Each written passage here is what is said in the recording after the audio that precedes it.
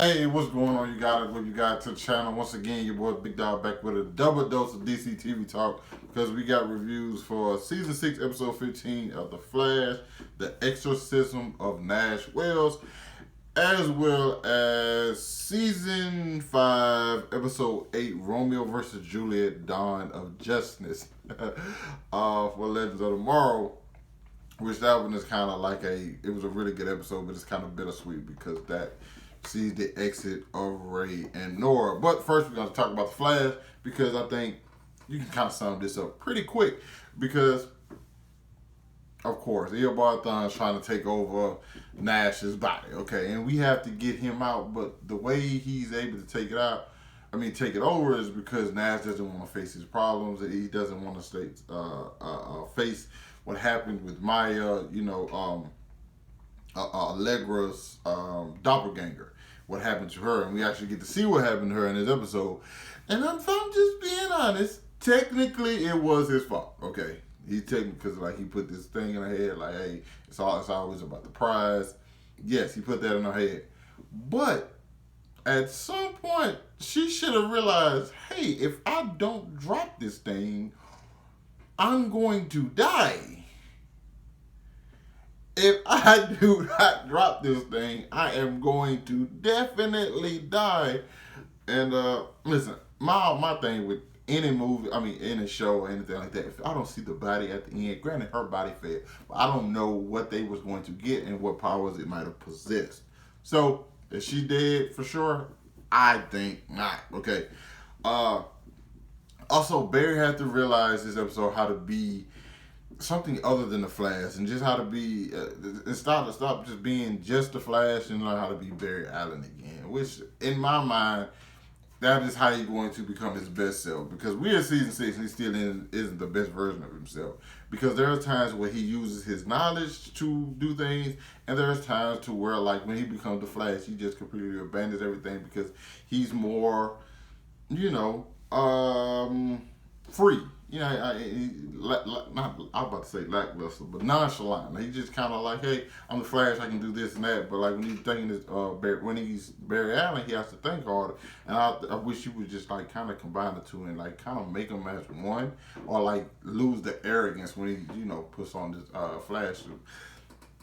But not only that, Iris is pretty evil, but it's technically not Iris.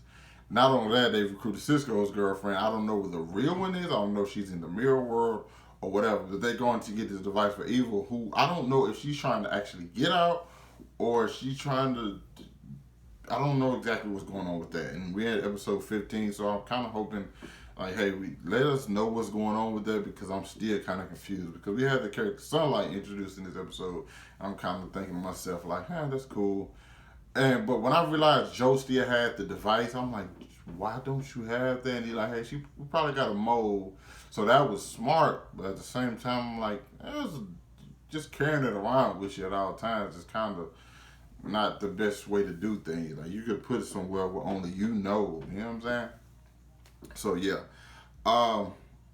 And I think people are starting to notice more about how Iris is moving and things, and maybe they'll eventually find out. But I don't know if they'll find out before it's too late. It doesn't seem like they will, because nobody like, what are they gonna think? Like, this isn't Iris. It's like, what can you say? But yeah, that's pretty much it for the episode of Flash. They extracted the Reverse Flash. I don't know why I can think. I'm like, because it's Eobard Thon, it's just what Harrison Wells and the Reverse Flash. It's like literally three names I could use. But like they got him out of Nash, and so. But technically he's still roaming around, so nothing's really changed too much. We just helped Nash fight his demons, and I think that was good. Moving on to DC's Legends of Tomorrow, which I thought was another excellent episode. Like I said, it's also bittersweet because this episode, Brandon, Ruth, Ray, and Nora are leaving the show. Granted, I heard multiple things about this. I heard like they didn't actually, it wasn't their choice to leave the show. I don't know exactly what's going on because I always thought Ray was a big part of the crew. So him leaving still kind of like, I don't know, shocks me in a bit because I'm trying to see what is the purpose of removing that character. There are other characters you definitely can remove. But yeah, so this episode is basically trying to help William Shakespeare write Romeo and Juliet, and he's having writer's block. If you ever been a writer or tried to write anything like that, definitely happens. And so he needed more time to finish the story. But his whole thing about the story of Romeo and Juliet is that he never wanted them to end. And so he had trouble with that. Granted, the legends get there and they get everything done a lot faster than the legends usually do. But with doing that, they cause more problems because they show their powers in front of her. They get drunk and show their powers. And now you have William Shakespeare writing superhero novels and stuff. So superhero plays. So which really threw things off. You have the women having book club, and they're like, you know, getting a lot of things out. Zari's holding something back, which we don't necessarily know what it is. Maybe she isn't as happy as she claims to be, or maybe she's starting to realize like her past life, which is going to really complicate things. But I'm hoping it does, because I think she's been like very, very the angle they've been using with her character this season, I thought has been like very, very fun.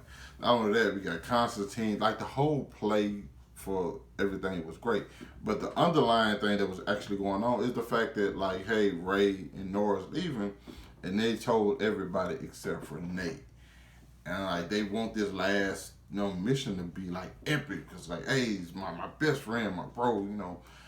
But Ray's kind of like, if I tell him, it just all becomes real, you know. And he had multiple chances to tell him, multiple. He never really wanted to say it. But in those situations, I was just kind of like, you know, you kind of just got to get it over with. Because if you just get it over with, that means y'all can enjoy the time that y'all have left together, you know. So I think Ray kind of messed up in those regards. But anyway, it still ended up working out because they had of course, Nate overheard him, and then it's like, yo, I know you guys are leaving, and so on and so forth. It's like, you should have told me, because we could have did this, we could have did that. And like, that's why I'm just saying, like, you have to like rip the Band-Aid off sometimes, you know, so they get the healing process to start. But doesn't he heal when the Band-Aid's on? I don't know. Why people always say that then? He heals while the Band-Aid is on. But nonetheless, they get that that brotherly moment at the end. But that's great. But there's one more thing going on in this episode, and that's Astra finds out what Constantine is looking for, and she's going to try to get it for herself. That way, she doesn't need Constantine, and Constantine can still get sent to hell. So yeah, Legends of Tomorrow does not miss for me. Does not miss. You guys let me know what you thought about these episodes down in the comments. Hit that like button, subscribe to my channel. Thanks for watching the video, and I'll catch up with you guys later. Peace.